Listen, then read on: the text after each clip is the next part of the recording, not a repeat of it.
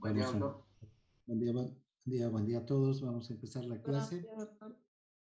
Hoy vamos a ver un nuevo tema. Vamos a hablar sobre los estados de actividad cerebral. Vamos a hablar sobre las características del sueño, las ondas cerebrales y vamos a ver, conocer muy puntualmente lo que es la epilepsia, la psicosis, estados de alteración, digamos, cerebral, ¿no? Bien, hablaremos del sueño. Empezaremos hablando qué debemos entender por sueño.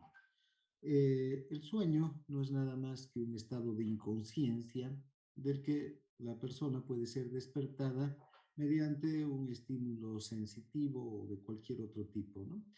Entonces, ayer hablábamos de que la conciencia es el estado de conocimiento de la realidad que nos rodea y de nuestros pensamientos sucesivos, ¿no?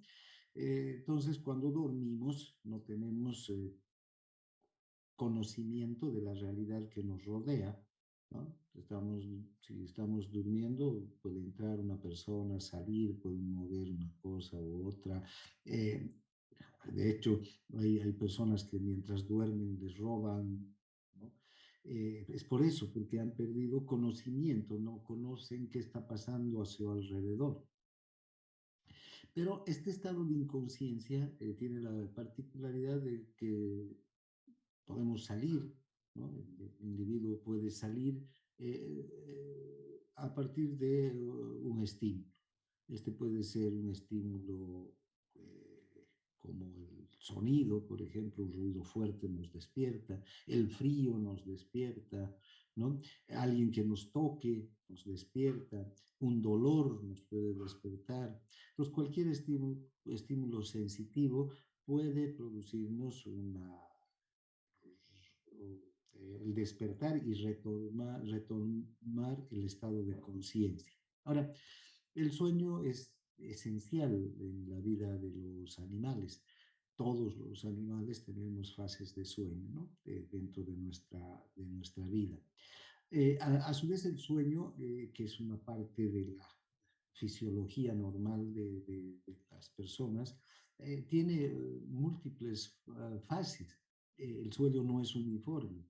Nosotros empezamos a soñar con un sueño de unas características y durante la noche van cambiando las características del sueño. Por eso es que el sueño está integrado por múltiples fases, desde un sueño ligero hasta uno más profundo. Eh, en realidad, desde el punto de vista fisiológico, se pueden encontrar dos tipos de sueño, dos fases de sueño. Un sueño de ondas lentas y un sueño de movimientos oculares rápidos, también llamado sueño REM.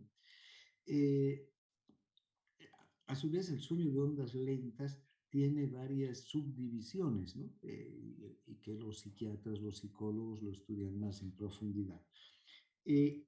Ahora, este sueño de ondas lentas se llama así porque cuando se toma un electroencefalograma a la persona que está durmiendo y durante este sueño se observan ondas cerebrales muy potentes pero de frecuencia muy lenta. Vamos a ver estas ondas cuando veamos el electrocardiograma, las que se presentan en el sueño de ondas lentas, son ondas que tienen un voltaje muy alto, pero que a su vez también ocupan un tiempo importante, ¿no? Este sueño de ondas lentas es un sueño profundo y reparador. Este es el sueño que permite recuperar, digamos, los equilibrios neuronales debido a que termina un día cansado de toda la actividad de tanto física como mental que ha tenido. Entonces necesita recuperar los equilibrios neuronales esos equilibrios neuronales se los recupera durante este sueño de ondas lentas. Este sueño se da en la mayor parte del tiempo del sueño. Durante el tiempo que la persona está en esta fase del sueño, hay cambios orgánicos importantes, ¿verdad?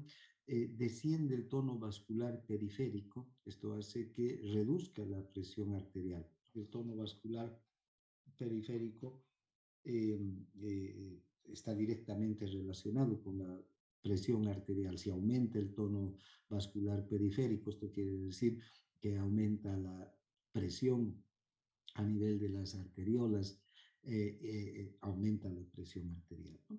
Entonces, cuando reduce el tono vascular periférico, reduce la presión, se dilatan, quiere decir, las arteriolas, y esto va a conducir a una reducción entre un 10 a un 30% de la presión arterial. Ahora, durante este periodo de tiempo, podemos tener sueños o ensueños, si ustedes quieren.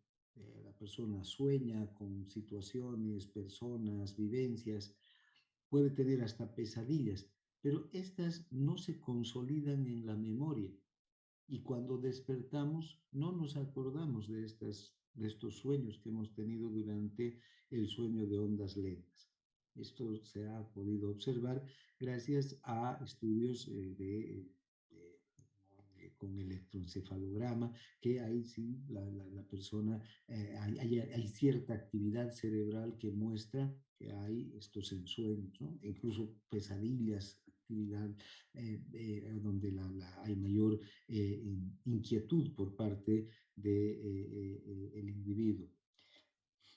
Bien, es el sueño de ondas lentas. Luego tenemos el sueño eh, de movimientos oculares rápidos, el sueño REM. Aquí los ojos experimentan unos movimientos rápidos, por eso es que se llama el sueño de movimientos oculares rápidos, ¿no? Porque precisamente cuando el individuo entra en esta fase del sueño, empieza a mover los ojos, abre los ojos, puede llegar incluso a abrir los ojos, los párpados, ¿no? Y a mirar de un lugar a otro, los ojos se mueven rápidamente. Eh, eh, eh, Puede haber incluso movimientos del cuerpo. eh, eh, eh, en algunos casos, hasta la persona puede hablar, decir algunas palabras o frases cortas. Eh, Al parecer, el individuo está despertando o a punto de despertar. Sin embargo, esta es una parte, en este momento, durante este sueño, el individuo tiene menos probabilidades de despertar, es más, está más profundamente dormido, ¿no? Es más difícil que despierte una persona durante el sueño REM. Eh, Dura entre 5 a 30 minutos. En cambio, el sueño de ondas lentas tiene una duración de unos 90 minutos, de entre 1 hora a 90 minutos. Es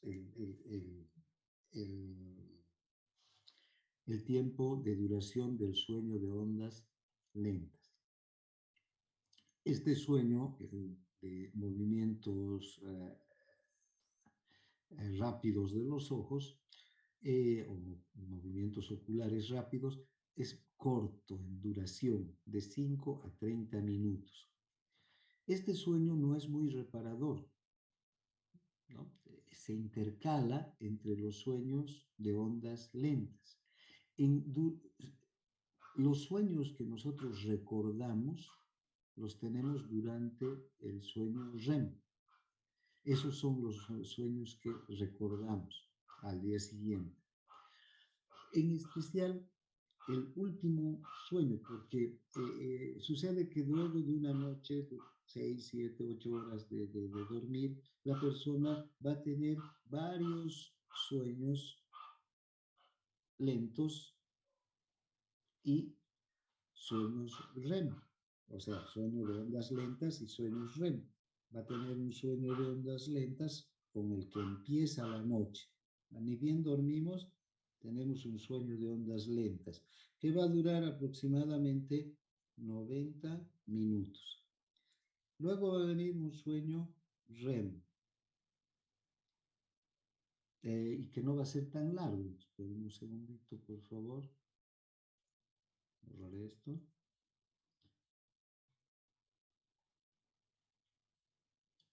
Va a venir un sueño REM que no va a ser tan largo, entre 5 o 10 minutos solamente. Y luego, nuevamente un sueño REM. Otros 90 minutos y nuevamente un sueño REM. Perdón, un sueño de ondas lentas, ¿no? Un sueño REM, un sueño de ondas lentas, un sueño REM, nuevamente un sueño de ondas lentas y finalmente un sueño REM en el que despertamos. Esta es la arquitectura del sueño, si ustedes quieren. Esta es la forma en la que se deberían presentar las ondas cerebrales durante el sueño, durante la noche. Empezar con un sueño de ondas lentas, que dure aproximadamente 90 minutos, puede durar entre 1 hora y 90 minutos. Luego un sueño REM de 5 a 20 minutos. Luego nuevamente un sueño de ondas lentas, otro tiempo de 90 minutos, otro sueño REM, otro sueño de ondas lentas y finalmente un sueño REM. Se van intercalando entonces los sueños de ondas lentas y los sueños REM a lo largo de la noche. Es así como debería ser así se deberían suceder estas fases para que tengamos un sueño reparador, para que podamos recuperar los equilibrios neuronales. Cuando esta arquitectura del sueño se ve alterada, en especial cuando se acorta el sueño de ondas lentas, la persona, por más que duerma muchas horas, no recupera los equilibrios neuronales, es decir, al día siguiente se despierta cansado, abotagado, ¿no? Como con sensación de resaca, como si hubiera trasnochado, como si hubiera tomado alcohol, hubiera fumado demasiado la noche anterior. Lo mismo sucede cuando solamente hay sueño de ondas lentas y desaparece el sueño REM, ¿no? Muchos somníferos, por ejemplo, muchos fármacos que utilizamos como sedantes, hacen desaparecer a este sueño REM o aparece una sola vez durante toda la noche y una noche larga de 10 horas, por ejemplo, un sedante puede hacer dormir a una persona 8 o 10 horas y durante toda la noche no aparece ningún sueño REM o uno máximo entre un sueño de ondas lentas profundo. También la persona, por más que hubiera dormido toda la noche, despierta cansado, abotagado, ¿no? Fatigado. Eso quiere decir que el sueño en su conjunto no ha sido reparador, ¿no? Bien. Estas entonces vienen a ser las características del el sueño en general, que, que tiene estas dos fases, el sueño de ondas lentas y el sueño REM. El sueño REM entonces tendría que ocupar aproximadamente un 25% de la duración de todo el sueño. Es necesario que haya sueño REM. Ahora vean, esta es una forma interesante de sueño porque es una forma activa, se asocia a movimientos musculares activos. y la persona parece que estuviera a punto de despertar, pero como les digo, cuesta más despertar a una persona durante el sueño REM, a no ser el último sueño REM por la mañana.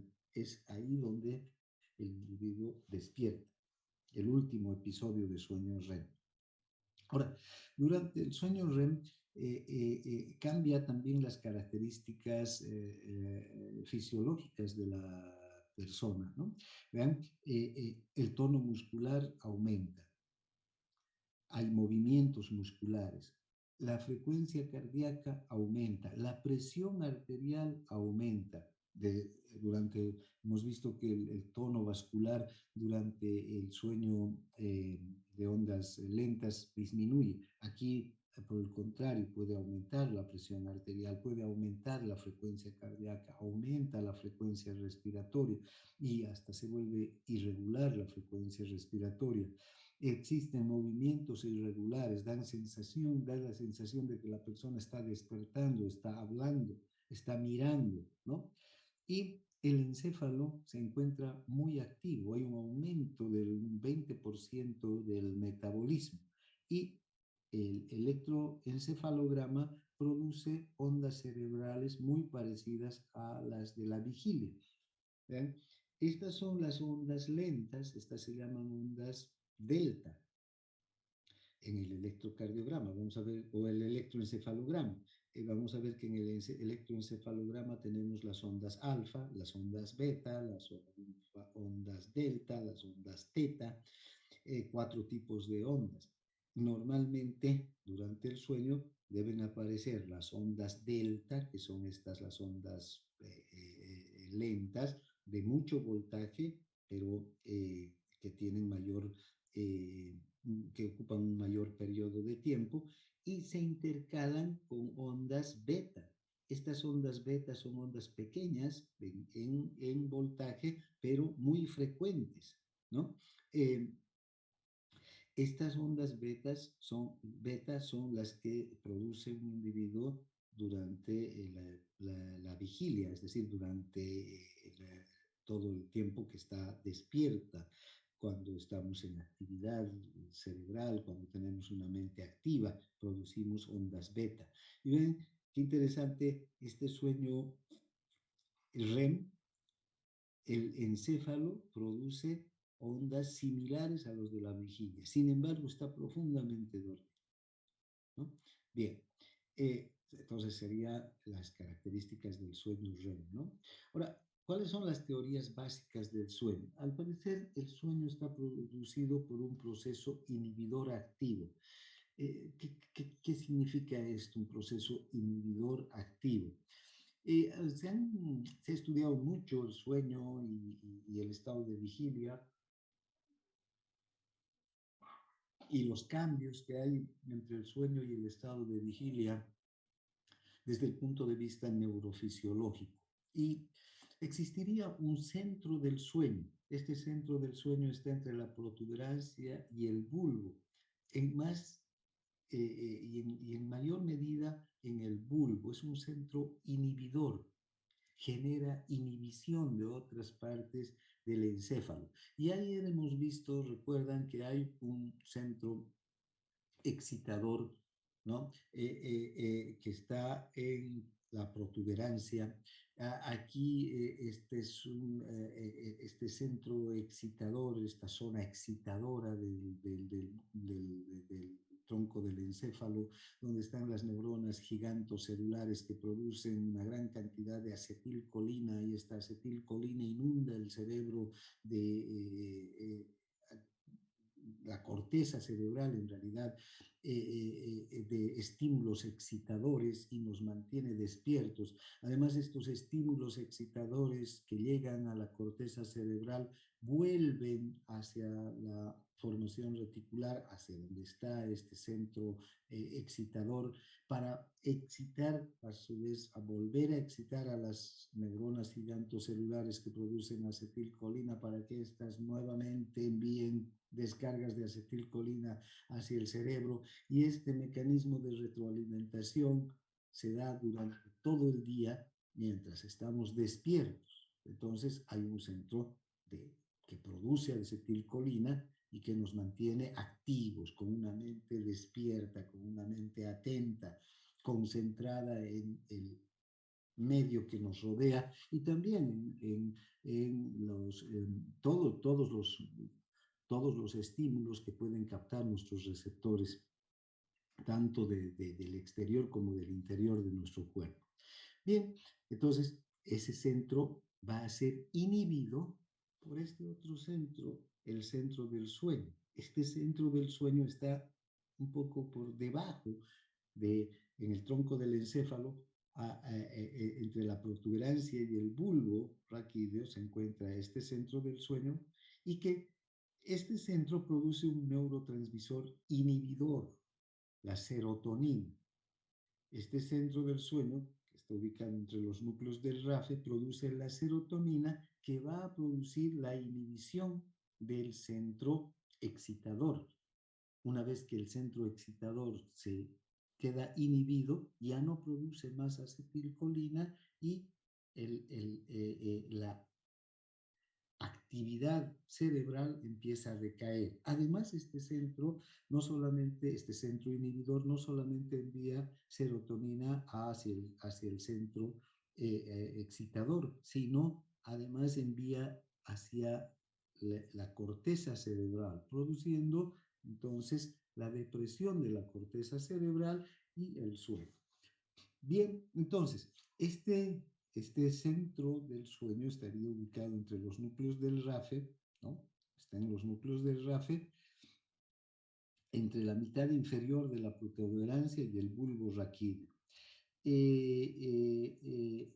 Produce gran cantidad de serotonina. Este sería el principal centro del sueño, pero también hay otras zonas del núcleo solitario en el bulbo raquídeo, lugares donde terminan neuronas sensitivas del glosofaringio y del vago, que también cuando son estimuladas eléctricamente estas zonas, producen sueño en el individuo. Y hay algunas otras regiones del diencéfalo, ¿no? Como la porción rostral del hipotálamo y algunos núcleos que están en el tálamo y en el diencéfalo, encima del mesencéfalo, que también al ser activados o al ser estimulados con estímulos eléctricos, inducen sueño en las personas, ¿no? Hacen dormir a las personas. Entonces, estas tres áreas, la exploración de estas tres áreas ha traído como consecuencia esta teoría inhibidora, ¿no? Activa de la causa del sueño, que cuando se activan estas áreas empiezan a producir inhibición de numerosas zonas de la corteza cerebral, con lo que la actividad mental disminuye, va disminuyendo hasta que la persona entra en un estado de inconsciencia, se desconecta entonces del medio con el que vive, y ese estado de inconsciencia dura entre 6, 7, 8, depende de las personas o de la situación, y ese estado de inconsciencia permitiría a las neuronas recuperar sus equilibrios.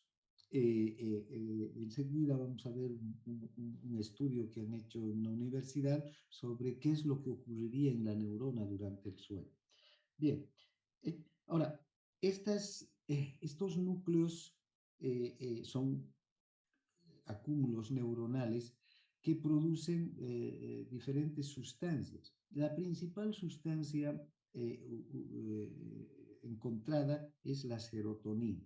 Se ha visto ya que la serotonina que se segrega en estos núcleos del RAFE, cuando llega hacia el centro excitador, lo inhibe. Ya se han hecho pruebas también, estudios directamente aplicando serotonina a estas áreas, y producen inhibición y producen sueño en las personas. Y hay otra sustancia, el péptido muramilo, que podrían causar sueño entre los animales. Cuando se inyecta el péptido muramilo, un péptido que también se ha encontrado como y que son producidos por estos otros núcleos que están en el diencéfalo y en el hipotálamo, cuando se inyectan a animales, estos duermen, les produce sueño, es un somnífero. Entonces, este péptido muramilo, al igual que la serotonina, sería un neurotransmisor que está vinculado con la producción de sueño. Ahora, ¿qué es lo que sucede con el sueño REM? Porque es un sueño paradójico. Es otro nombre que recibe el sueño REM, ¿no?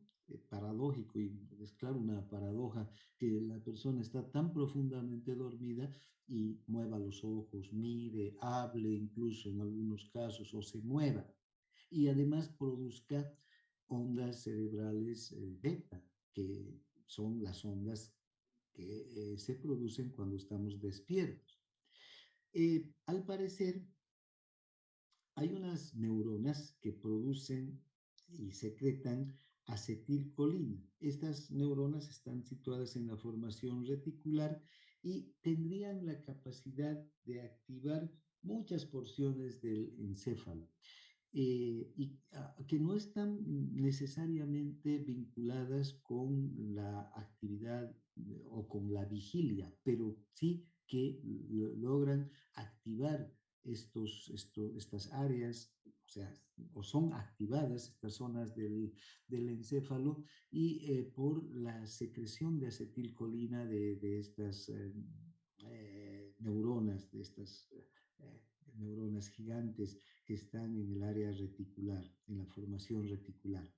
Eh, eh, Todavía no se tienen estudios, digamos que confirmen estas hipótesis, pero por ahí van las investigaciones, porque llama la atención que se intercale un sueño tan extraño como el sueño REM, entre un sueño profundo, un sueño que es totalmente eh, eh, eh, eh, característico de un momento de inconsciencia, ¿no? Como es el sueño de ondas lentas. Ahí la persona está profundamente dormida, no se mueve, hay relajación muscular, hay vasodilatación periférica, hay disminución de la presión arterial. O sea, el individuo está totalmente desconectado del medio con el que se encuentra. Y entonces hay estos episodios de sueño REM que se van intercalando entre los episodios de sueño de ondas lentas. Estos sueños REM, entonces, al parecer, son causadas por estas secreciones de acetilcolina que llegarían a diversas partes del encéfalo, aunque no nos llegan a despertar, pero y no activan otras áreas que son activadas durante la vigilia, ¿no? Y que nos mantienen con una mente atenta. Bien, entonces, nosotros, los animales, los humanos, tenemos ciclos de sueño y vigilia. Entonces, intercalamos el sueño con la vigilia. Ahora, estos ciclos de sueño y vigilia son ciclos regulares, o sea, no es que dormimos cuando queremos y estamos despiertos cuando queremos. Hay una fisiología que nos impulsa a que se produzca este ciclo regular del sueño y la vigilia. Ahora, obviamente, estímulos de diversa índole pueden mantenernos despiertos, ¿no? Estímulos sensitivos, estamos en un ambiente donde, no sé, hay un ruido intenso, podemos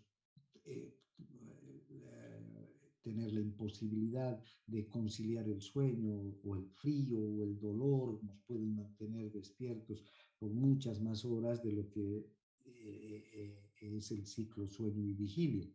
Normalmente se cree que con unas 8 horas diarias de las 24 horas eh, eh, eh, se cumple el ciclo del sueño. Esto también varía, unas personas necesitan menos tiempo para dormir y lo hacen, duermen 5 o 6 horas, con eso es suficiente, y otras necesitan hasta 10 horas para recuperar sus equilibrios neuronales. Ninguna de las dos situaciones está fuera de lo normal o de lo podemos considerar patológico, a no ser que una persona duerma 1 hora al día o duerma 23 horas al día, entonces ahí ya estamos hablando de situaciones que no encajan en la normalidad o en el patrón esperado. Pero vean, estos sueños, estos ciclos sueño y vigilia se tienen que ir sucediendo. Alrededor de 8 horas es el término medio. Desde luego también otros estímulos nos pueden mantener despiertos, ¿no? Por ejemplo, si tengo que estudiar porque tengo examen, entonces me mantengo despierto. Si tengo que vigilar una situación, me mantengo despierto. Por diferentes motivos las personas se pueden mantener despiertas más del tiempo del que dice el criterio de la regulación del ciclo sueño y vigilia, pero en general se produce este ciclo. Ahora, ¿cómo se da este ciclo sueño y vigilia entre los animales y en los humanos, desde luego? Si los centros del sueño no están activos, los núcleos reticulares activadores del mesencéfalo, estas neuronas gigantes o celulares que producen acetilcolina, que están en la parte superior de la protuberancia, entre la protuberancia y el eh, mesencéfalo, estas están inundando de acetilcolina la corteza cerebral, ¿no? Están liberados de la inhibición que producen los centros del sueño. La corteza se excita, todo el sistema nervioso periférico también, la propia corteza excitada devuelve señales de retroalimentación positiva a los núcleos del reticulares activadores, estos nuevamente envían acetilcolina hacia la corteza y este proceso de retroalimentación positivo se mantiene todo el día mientras estamos despiertos, ¿no? Este proceso de retroalimentación positiva es esencial para mantenernos despiertos durante el día. De lo contrario, si solamente fueran descargas sucesivas o espontáneas o periódicas de acetilcolina, estaríamos entre que dormimos un rato y despertamos, dormimos y despertamos, dormimos y despertamos, ¿no? Cada 10 minutos. Y no es eso lo que ocurre. Tal vez los animales los primeros animales que han tenido sistemas nerviosos más complejos han tenido este tipo de periodos, ¿no? Cortos de sueño por estas descargas de acetilcolina periódicas. Pero ya los animales que hemos evolucionado hasta tener estos ciclos de sueño y vigilia que tan largos durante las 24 horas del día, entonces hemos tenido necesidad de desarrollar este mecanismo de retroalimentación positiva, ¿no? Ahora, todo este mecanismo funciona desde el momento en el que los centros del sueño se inactivan, el momento en el que nos despertamos por cualquier estímulo.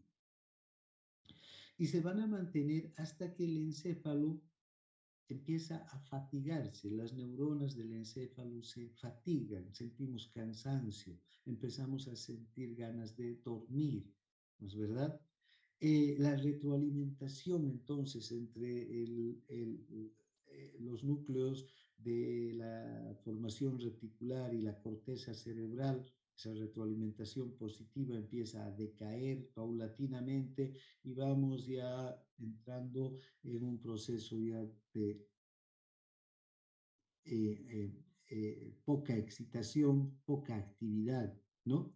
Y se empiezan a, el proceso de actividad empieza a ser relevado por los efectos hipnóticos que tienen los núcleos a cargo del sueño. Los núcleos a cargo del sueño se empiezan a activar. No se conoce muy bien todos estos mecanismos, por qué los núcleos del sueño se empiezan a activar,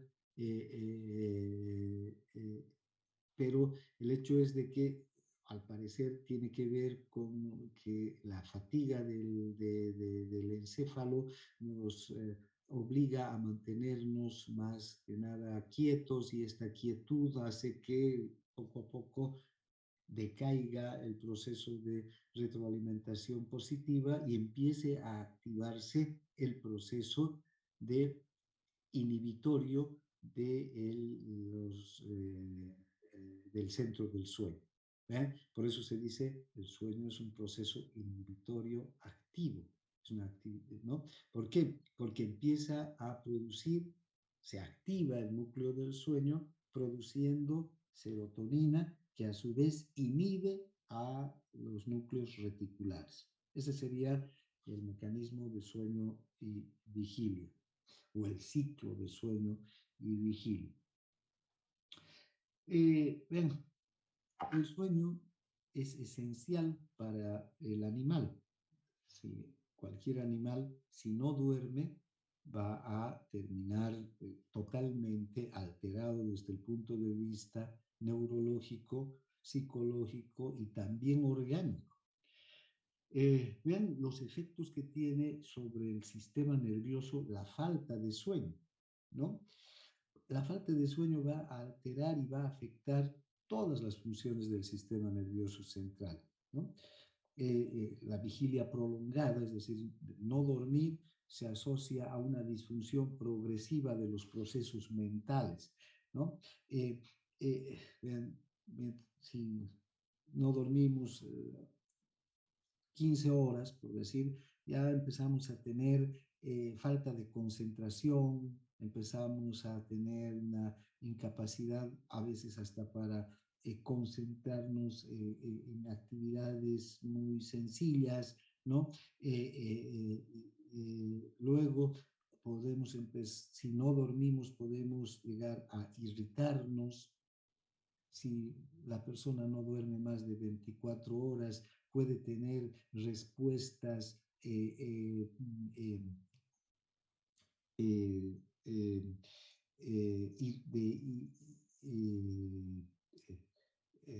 no solamente de irritación, sino hasta de tipo violentas con el entorno, ¿no? Está totalmente irascible.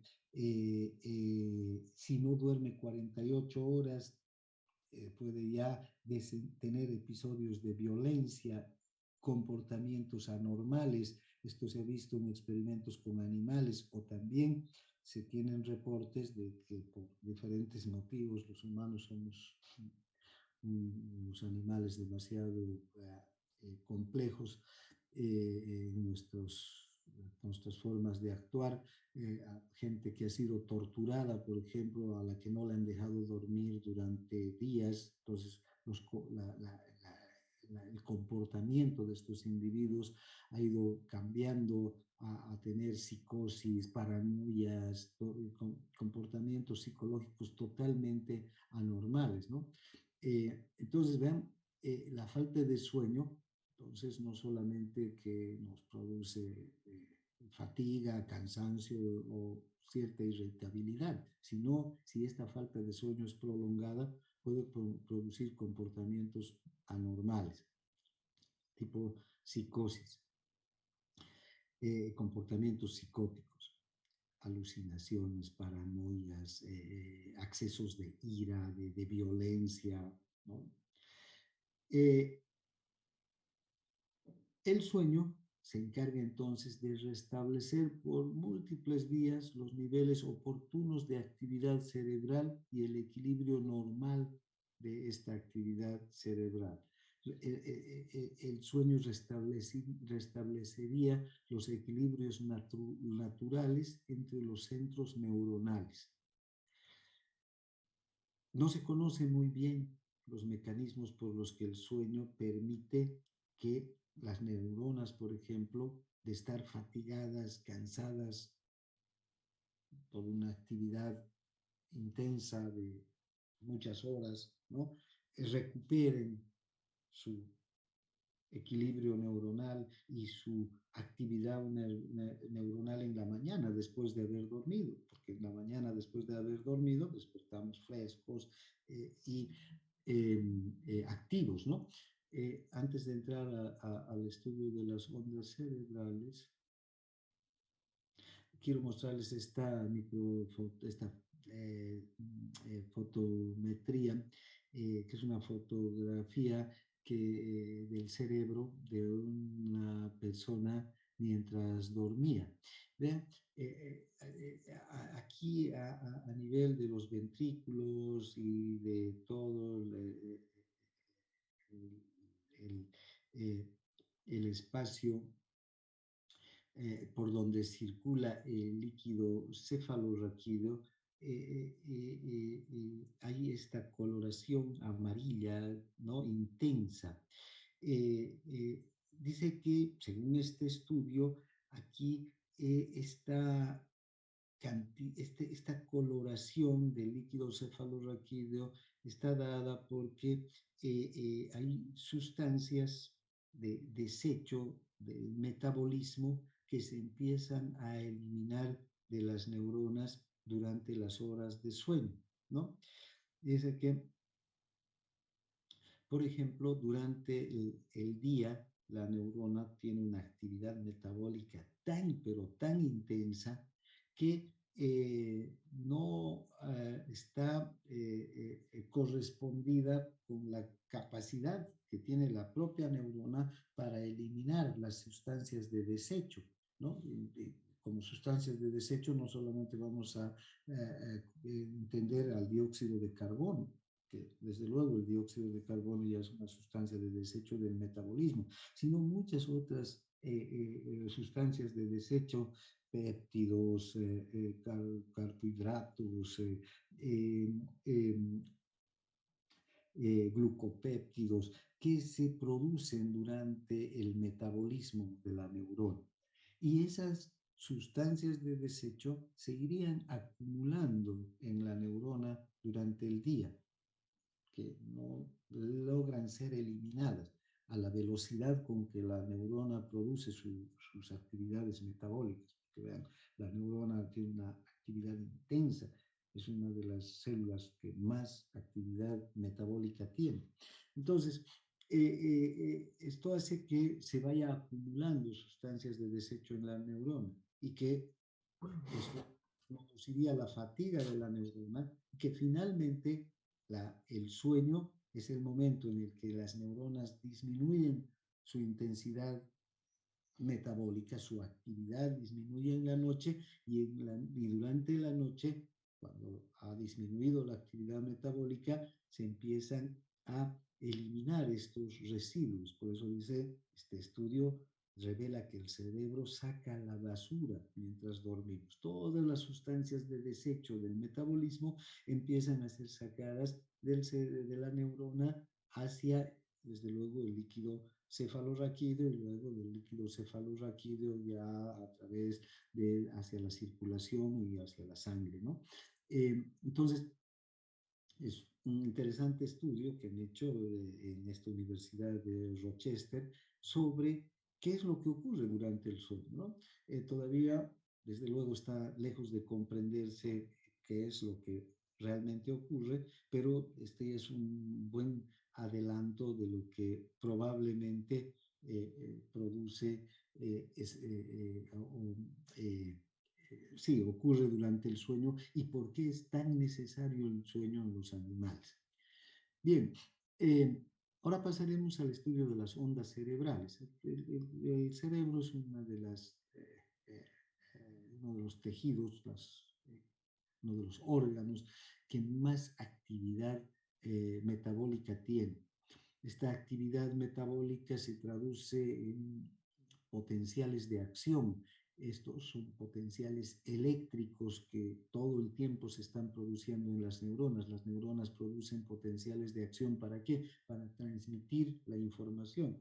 Ya sabemos que entre una neurona y otra se tiene que transmitir una información a través de la sinapsis. Y esta información no puede ser transmitida si no hay un potencial de acción en la neurona presináptica, ¿no?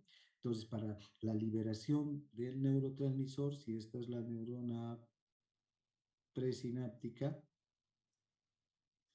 y va a transmitir una información a una neurona postsináptica, para la liberación del neurotransmisor tiene que haber la producción de un potencial de acción. Este potencial de acción va a abrir los canales de calcio, el calcio va a pegarse a a las vesículas que están en el terminal sináptico y gracias a esto se va a producir la liberación del neurotransmisor. El neurotransmisor va a actuar sobre un receptor que está en la neurona postsináptica y va a producir la inhibición o la excitación de esta neurona. Además, no solamente el potencial eléctrico este potencial eléctrico de una neurona va a activarse sobre esta neurona, sino también van a haber otras neuronas, otros axones que están, ya hasta 200.000 axones que pueden llegar sobre una misma neurona, que milisegundo a milisegundo están transmitiendo información, ya sea para excitar o para inhibir a la neurona postsináptica. Entonces, fíjense la cantidad de potenciales de acción que se generan en el cerebro. Si tenemos cerca de 100.000 millones de neuronas en el cerebro, y que cada milisegundo están recibiendo cientos de estímulos excitadores e inhibidores. Y estos estímulos excitadores e inhibidores se transmiten gracias a potenciales de acción, potenciales eléctricos. Entonces hay una gran generación de energía eléctrica en el cerebro. ¿Ya? Entonces, estas ondas cerebrales no son más que las ondulaciones de los potenciales eléctricos que se recogen en la superficie del cerebro o de la cabeza, porque en general los electroencefalogramas que se obtienen en medicina no se conocen, no, los electrodos para obtener el electroencefalograma no se colocan en el cerebro, sino en la superficie de la cabeza, del cuero cabelludo, ¿no? Entonces, ahí es donde colocamos los electrodos y hasta ahí, fíjense, estas ondulaciones, estas ondas eléctricas pasan desde el cerebro, pasan las meninges, pasan los huesos, el tejido celular subcutáneo, los músculos, primero los músculos, después el tejido celular subcutáneo, luego la piel, y recién ahí recogemos con los electrodos. Entonces, la generación de energía eléctrica, de potenciales de acción en el cerebro es intensa. Estas ondulaciones, estas ondas que podemos recoger en la superficie de la cabeza, entonces, representan el grado de excitación del cerebro, ¿no? Por ejemplo, vamos a ver el grado de excitación del cerebro durante la noche, durante el día, durante las diferentes etapas del día, o también durante la presencia de enfermedades cerebrales, como la epilepsia u otras enfermedades, o la psicosis, la esquizofrenia, etc. Cada enfermedad cerebral va a tener una característica en cuanto a las ondas cerebrales que genera ese cerebro, a los potenciales eléctricos, a los potenciales de acción que genera el cerebro. Bien, cuando recogemos entonces esta actividad eléctrica del corazón o del cerebro a través del electroencefalograma, ¿no? Vamos a tener la lectura de esa actividad eléctrica del cerebro. El registro, ¿no? Se conoce como electroencefalograma, el registro de estas ondas. y el aparato es el electroencefalógrafo, así como hay un electrocardiograma y podemos ver un electrocardiógrafo y podemos ver un electrocardiograma que es el registro de las ondas eléctricas del corazón.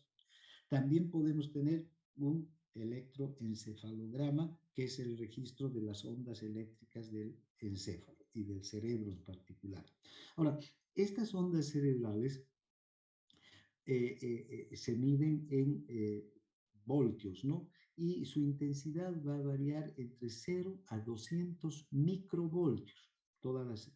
Ustedes saben que en física la electricidad se mide en voltios, en este caso microvoltios. Vamos a ver que el electrocardiograma, que prontito lo vamos a ver ya cuando entremos a corazón, se mide en milivoltios, ¿no? La actividad cerebral en microvoltios. Esto es así porque es más, con mayor facilidad atraviesan las ondas eléctricas del corazón a la superficie del tórax porque no hay esa coraza que es la caja craneal, ¿no? Los huesos del cráneo que aíslan muy bien al cerebro. Entonces le cuesta más pasar a las ondas eléctricas del cerebro hacia la superficie del cuerpo que desde el corazón hacia la superficie del cuerpo. Bien, entonces aquí es en microvoltios. Ahora, la frecuencia de estos potenciales eléctricos va a variar. Una vez cada varios segundos, una onda se va a dibujar cada varios segundos y otras hasta 50 veces por segundo. Estas que es una vez cada varios segundos son ondas lentas, ¿no? 3, 4 segundos tarda una onda en dibujarse y otras que en un segundo se van a dibujar hasta 50 ondas, ¿no? Entonces, vean, va a variar también su frecuencia, así como la intensidad en voltaje. Unas van a tener mayor voltaje, otras menos voltaje, y algunas van a ser muy lentas en su registro y en su producción, y otras muy frecuentes, ¿no? Bien, entonces son las características de las ondas del electroencefalograma. Ahora, ¿cuáles son las ondas del electroencefalograma? Bien, tenemos las primeras que son las ondas alfa. Estas son unas ondas rítmicas, ustedes pueden ver, rítmicas, se producen más o menos con la misma intervalo de frecuencia, todas las ondas. Tienen una frecuencia entre 8 y 13 ciclos por segundo, es decir, que en un segundo se dibujan entre 8 a 13 de estas ondas. Se presentan en el electrocardiograma normal cuando el individuo, cuando la persona está despierta, pero en un estado de reposo tranquilo. ¿Cuándo estamos en un estado de reposo tranquilo? Si estamos echados o estamos sentados, cómodamente sentados, y con los ojos cerrados. Ahí están las ondas alfa. Estas ondas alfa entonces nos muestran un estado de reposo tranquilo. Y fíjense, el voltaje es de 50 microvoltios de estas ondas, donde se van a encontrar en las regiones occipital y en las regiones parietal y frontal del cuero cabelludo, básicamente, estas ondas. Y van a desaparecer durante el sueño, estas ondas alfa. Estas ondas alfa, más que nada, nos dan en el reposo tranquilo, cuando estamos despiertos, pero con los ojos cerrados. Luego tenemos las ondas beta. Vean, son estas ya son asincrónicas, ¿verdad? No son tan regulares, tan rítmicas como las ondas alfa. Pueden ustedes observar cómo cambian en su frecuencia, en su intensidad, estas ondas beta. Tienen una mayor frecuencia que las ondas alfa y algo menos de voltaje. ¿no? Un poco menos de 50 microvoltios por, de intensidad. Y son más frecuentes, entre 14 y 80 ciclos por segundo. Vean, aquí se suceden las ondas beta muy rápidamente, una detrás de otra, y aquí un poco más intercaladas, por eso son asincrónicas. Estas ondas beta se presentan cuando la persona está despierta, con los ojos abiertos, atenta al entorno, cuando está en vigilia, cuando está en actividad mental. Entonces, es normal que se presenten las ondas beta. Y estas se registran en toda la zona parietal y frontal. Además, estas ondas beta también se presentan, como acabamos de decir hace un momento, durante el sueño REM. Por eso ven, no deja de llamar la atención que un individuo que está totalmente dormido, ¿no? Empiece a moverse, a abrir los ojos, a fijar los ojos de un lado a otro, incluso a hablar, algunas de estas personas, a pronunciar palabras, no establecen una conversación, desde luego, ¿no? Sino hablan frases cortas o palabras aisladas y produzcan estas ondas beta. Por eso es un sueño asincrónico, es un sueño paradójico, es un sueño llamado de movimientos oculares rápidos, para darle un nombre. Bien, luego están las ondas teta. Estas tienen una frecuencia entre 4 y 7 ciclos por segundo, mucho más intercalados los ciclos que las ondas alfa o las ondas beta. Estas están presentes en el electrocardiograma normal de los niños, básicamente, pero también en los adultos en situaciones de estrés emocional. Se pueden presentar ondas teta. En trastornos nerviosos asociados a estados degenerativos cerebrales. Muchas de las patologías del cerebro, psicosis, esquizofrenia, se van a presentar ondas teta y de acuerdo a diferentes, a sus diferentes localizaciones, entonces van a orientar el diagnóstico a los neurólogos. Estas ondas teta no son normales en el electrocardiograma del adulto normal. Sí podrían presentarse en una persona que no tiene una alteración degenerativa cerebral, cuando tiene estados de estrés o de desánimo, de frustración muy profunda, ¿no? que lo llevan a estados de depresión o de sobreexcitación también. Bien, estas son las ondas teta. Luego tenemos las ondas delta. Estas ondas delta son las que se presentan en el sueño de ondas lentas. ¿Vean?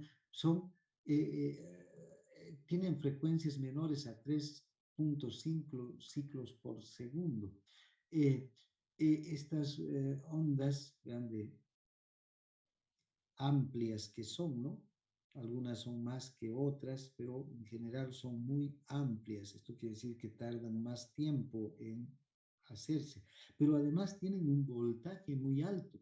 Pueden llegar a un voltaje hasta 200 microvoltios de voltaje, frente a 50 que tienen las ondas alfa, o menos de 50 todavía que tienen las ondas beta, ¿no? Entonces, estas son ondas de voltaje alto.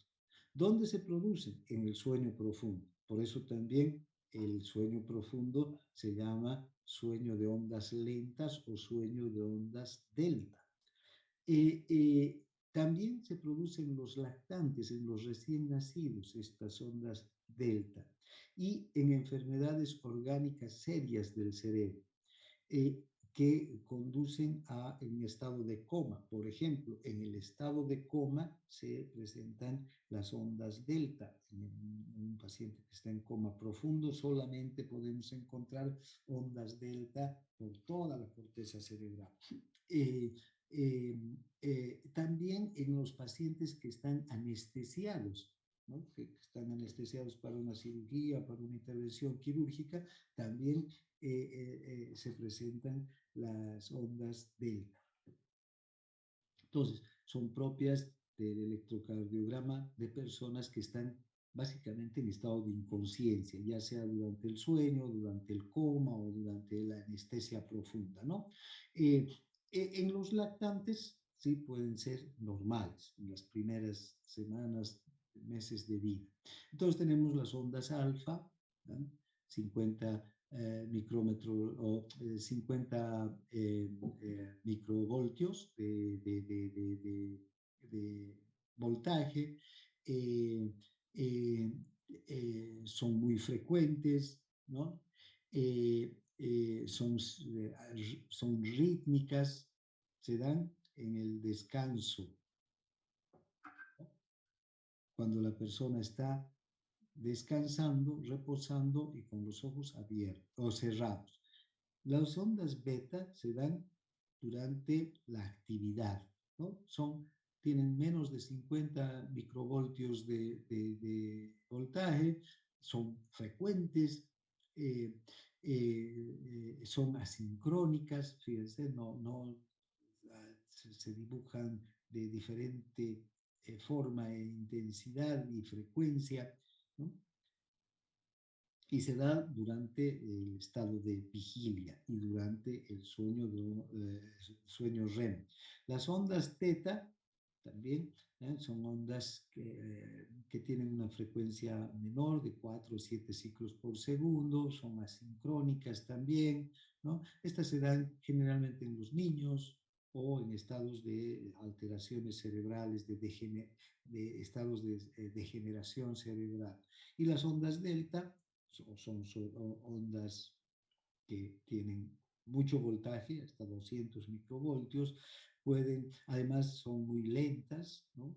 3 a 5 por segundo, y van a eh, eh, ser características del sueño profundo, de los estados de anestesia, del coma también, ¿no? Vean estas dos características de ondas eléctricas de un gato, ¿no? Un experimento con un gato, aquí las ondas alfa, mientras el gato está despierto, pero con los ojos cerrados. El gato abre los ojos, en total oscuridad. El gato abre los ojos o se iluminan los ojos del gato y se producen las ondas beta. Cierra los ojos y nuevamente las ondas alfa, ¿no? Bien, entonces, las ondas delta, les reitero, cuando hay aletargamiento, anestesia, sueño, coma, pueden estar presentes las ondas delta. Las ondas teta en estados psicomotores, de generación de la corteza cerebral, en estados muchas de estas ondas teta se presentan, por ejemplo, no solo en estados de esquizofrenia, de psicosis, sino también de epilepsias. Ondas alfa, situaciones de relajación, de descanso tranquilo, pero con los ojos cerrados, y ondas beta en la vigilia, una intensa actividad mental, cuando más concentrados, más atentos estamos, nuestro cerebro produce estas ondas eléctricas, las ondas beta, ¿no? Bien, hasta aquí entonces vamos a ver hoy día.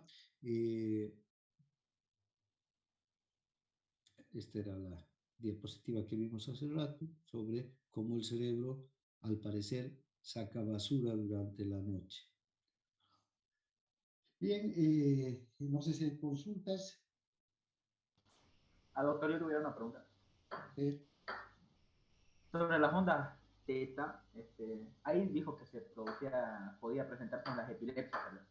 En los adultos, cuando es adulto. Sí, también, sí. Y en el caso de los niños, doctor, cuando tienen También, epilepsia. también. porque son, fíjate que los estados de epilepsia son estados de alteración de la corteza cerebral. La corteza cerebral se hiperexcita, no funciona normalmente. Entonces aparecen estas ondas teta, ondas delta o beta también, totalmente eh, eh, este, en el momento de la crisis epiléptica, totalmente eh, aparecen en estados donde, en lugares donde no deberían aparecer. Y cuando no hay epilepsia, o sea, no hay crisis epiléptica, se presentan este otro tipo de ondas. Gracias.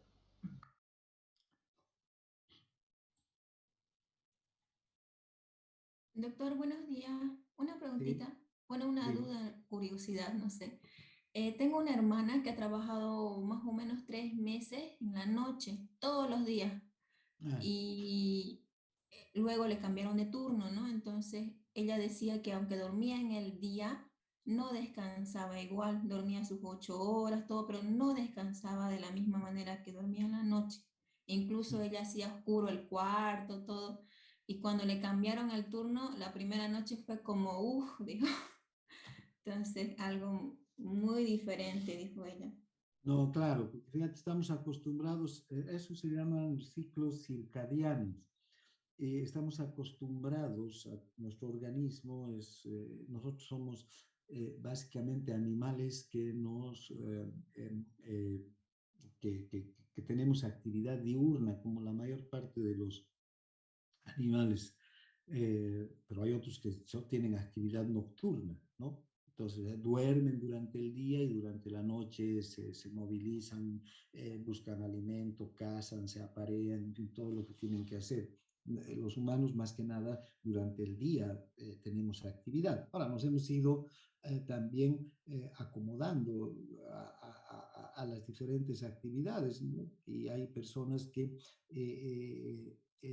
tienen que cambiar su ritmo circadiano hacia la noche, como por ejemplo, si tienes toda tu vida turnos en la noche o vas a tener en tu trabajo turnos en la noche, tienes que cambiar el ritmo circadiano. Y esto sí, es verdad, afecta a todo el funcionamiento del organismo, porque no solamente a este centro del sueño que se tiene que readecuar, ¿no? Al funcionamiento que ha tenido durante toda tu vida, digamos, no sé, tu hermana a sus 30 años, no sé a qué edad ha empezado sus turnos, pero desde toda una vida de dormir de noche y tener actividad diurna.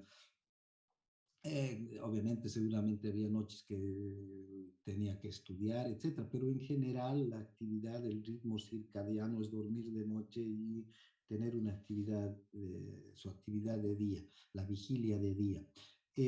Cambiar eso hace que se cambie todo el funcionamiento de estos centros nerviosos, pero además de otras hormonas, por ejemplo, el cortisol, que es la hormona del estrés. Cuando hablemos del cortisol que nos prepara para el día, para enfrentar el día, el cortisol se secreta durante la mañana. Eh, eh, a la media hora después de haber despertado. Eso es nuestra glándula suprarrenal está ya, digamos, condicionada para esa función. La persona que tiene que trabajar durante la noche, ya que el cortisol tiene que secretarse a la primera hora de la noche después de que ha dormido durante el día. Eso a la glándula suprarrenal le cuesta acomodarse a esa nueva realidad. Entonces es muy difícil que las personas cambien de conducta de sueño, del ciclo sueño y vigilia, ¿no? Lo deben el sueño al día y la vigilia a la noche. Al principio, como tú dices, les cuesta, tienen sueño, aunque duerman, no es lo mismo. ¿Y qué sucede? Bueno, tu hermana ha estado pocos meses, pero después el organismo empieza a adecuarse también a esa nueva realidad. Y si una persona durante mucho tiempo, por años, ha cambiado su ritmo circadiano y después quiere volver otra vez a la realidad o a la actividad durante el día y a dormir durante la noche, le pasa lo mismo que le pasaba a tu hermana al cambiar de ritmo circadiano, ¿no? Nos vamos acostumbrando también a dormir en el día y a trabajar en la noche. Muchas personas durante años tienen este ciclo, cambian totalmente su ritmo de vida y volverse a acostumbrar les cuesta, porque no solamente es el funcionamiento de estos centros que acabamos de ver, del centro del sueño, del centro excitador, sino de otras hormonas, de otras funciones cerebrales o funciones orgánicas que tienen que readaptarse al ciclo sueño-vigilia. ¿Sí? Gracias, doctor. Muy bien, entonces aquí quedamos y nos vemos mañana en la misma hora. Doctor, disculpe, una pregunta. Sí, dime. En los recién nacidos, ¿cómo es su secuencia del sueño? Porque despiertan a cada rato, ¿no? Claro, no, los recién nacidos tienen periodos de sueño cortos y de estar despiertos también muy cortos, ¿no? Por eso es que, fíjate, en los recién nacidos, en los lactantes, predominan las ondas teta, ¿no? No son las mismas ondas, en los lactantes, las ondas delta también. ¿Por qué? Porque duermen casi todo el día. Eh, eh, el recién nacido duerme 3 horas y despierta después de 3 horas. ¿Y a qué despierta? A alimentarse, tiene que alimentarse frecuentemente también. Esto es biológico, fisiológico, ¿no? Después de 10, 15 minutos máximo de estar despierto, duerme otra vez, ¿no? Vuelve a dormir otras 3 horas y así por lo menos durante el primer mes. Después ya los periodos de estar despiertos se van alargando, ¿no? Están más tiempos despiertos y menos tiempo durmiendo. Hasta que, bueno, ya incluso durante la niñez, la primera infancia, los niños necesitan más periodos de sueño que los infantes, en realidad, más que los niños. O sea, infantes me refiero a los de menores de 5 años, necesitan más periodos de sueño que un niño de 6 años. Y un niño de 6 años necesita también más periodos de sueño que un adolescente. Ya un adolescente tiene pocos periodos de sueño, generalmente el de la noche nada más, ¿no? Pero un niño necesita más periodos de sueño. Un infante necesita dormir después del almuerzo, durante la tarde, ¿no? Entonces va cambiando esto. Pero el recién nacido, volviendo a tu pregunta, cada 3 horas necesita dormir. Despertar, al único que despierta es a qué? A alimentarse, ¿no? Ahí un ratito está, ¿no? Y luego vuelve a dormir. Ya, gracias. Muy bien. Bueno, entonces, si no hay más, nos vemos mañana y con el grupo B2 en práctica. Gracias por su atención. Hasta luego, doctor. Hasta luego.